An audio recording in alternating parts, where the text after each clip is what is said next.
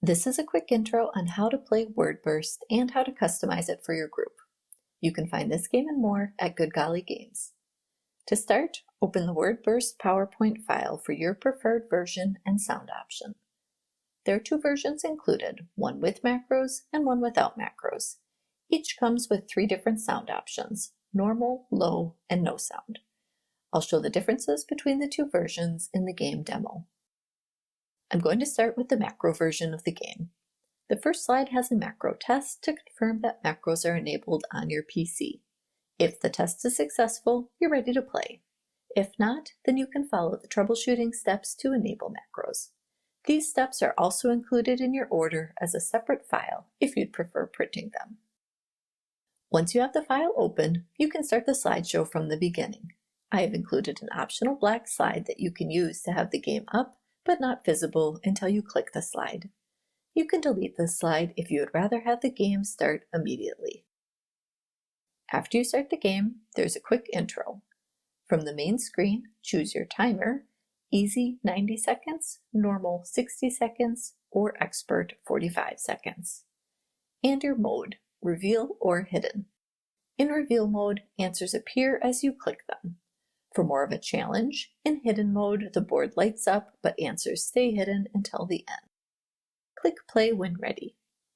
The first slide lets you enter the player or team names. Type the names in for 2, 3, or 4 players and click Play. The first round is Board Burst, and it starts with instructions on how to play. Players will be given a category and will try to guess as many answers as they can before time runs out.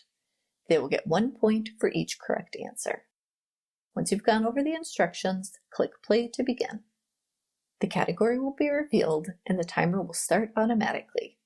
Using the answer key included in your order as a separate document, click on any answer the players guessed correctly.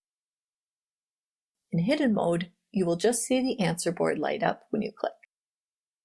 In Reveal mode, you will see the answers as you click. In both modes, as you click the correct answers, the points will be added to the score tracker. Once the time runs out or the player guesses all the answers, click the Show Answers button to reveal all the answers and stop the timer. Click the Add button for the current player to add the points to their score. Then you can click the Next button and it's the next player's turn. Round 2 is Backward Burst, and it again starts with instructions on how to play. Players will be given a clue and must guess the connecting word. They can request additional clues to help figure it out. The score tracker will start at 10 points and decrease with each additional clue. Once you've gone over the instructions, click Play to begin. The first clue will be revealed and the timer will start automatically. If the player requests another clue, click the second box to reveal the clue and 1 point will be subtracted from the score tracker. Continue revealing new clues as needed. Once the time runs out or the player guesses the answer, click the Show Answer button to reveal the answer and stop the timer. Click the Add button for the current player to add the points to their score. Then you can click the Next button and it's the next player's turn.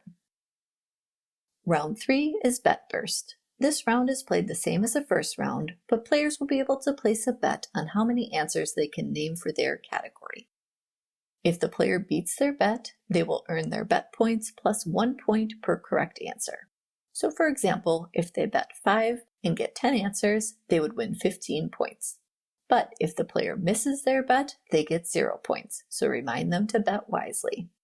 Once you've gone over the instructions, click Play to begin.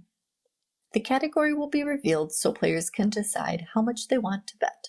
Use the up and down arrows to enter their bet amount and click Play to start the timer. Once the time runs out or the player guesses all the answers, click the Show Answers button. If the player got more answers than their bet, click the Bet Met button and the bet points will be added to the score tracker. Then click the Add button for the current player to add the points to their score. If the player did not meet their bet, click the Not Met button and the bet and score tracker will be reset to 0. After the final question, when you click the arrow, it will bring you to the final scores so you can see who won the game. There are a couple other buttons to be aware of. If you need to manually change one of the player's scores, you can use the scoreboard plus and minus buttons to go up or down. Click the Reset Board button if you want to replay the board and clear the answers. The Reset Scores button will reset all the scores to 0. The R2 or R3 buttons will jump to the next round. Each round has 8 puzzles, but I recommend 1 or 2 puzzles per player, so depending on the number of people playing, you can use these buttons to move on to the next round when ready. At last, the Final Scores button will jump to the final scores if you want to end the game early. Now we'll cover the differences in the no macro version. There are separate files for hidden mode and reveal mode, so open the PowerPoint file that will work best for your group. The no macro version does not have a scoreboard, so I've included an Excel and printable scorecard you can use to score the game manually. For round 1, click the 45, 60, or 90-second timer to reveal the category and start the game. Then click on the answers using the included answer key. Once the time runs out or the player guesses all the answers, click the Show Answers button to reveal all the answers and stop the timer. Count the number of correct answers and write it on the scorecard. For round 2, choose your timer to reveal the first clue. Click the Next Clue button to reveal a new clue and remove 1 point from the score tracker. Once done, write the score tracker number on the scorecard. For round 3, click the bet amount the player wants. So if they want to bet 5 points, click the 5 button. Then click the timer and play as normal.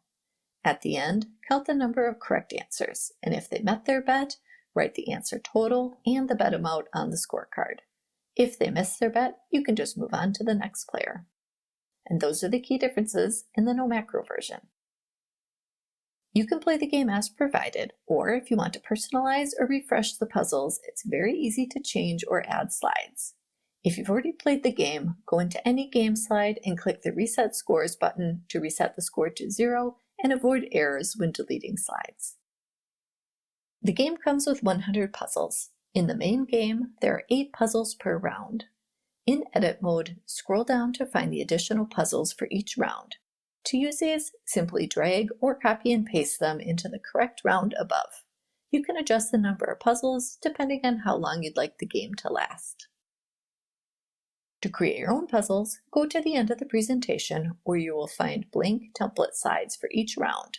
To add puzzles to the main game, you can simply copy and paste the blank template slide into the correct round.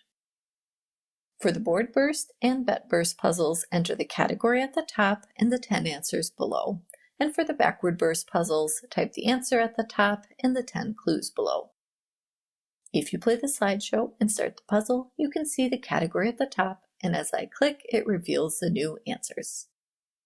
And that's all there is to updating the puzzles. I hope this demo was helpful. You can find this game and more at Good Golly Games. Feel free to contact me with any questions, and I'd love to hear how your event goes. I hope you enjoy WordBurst!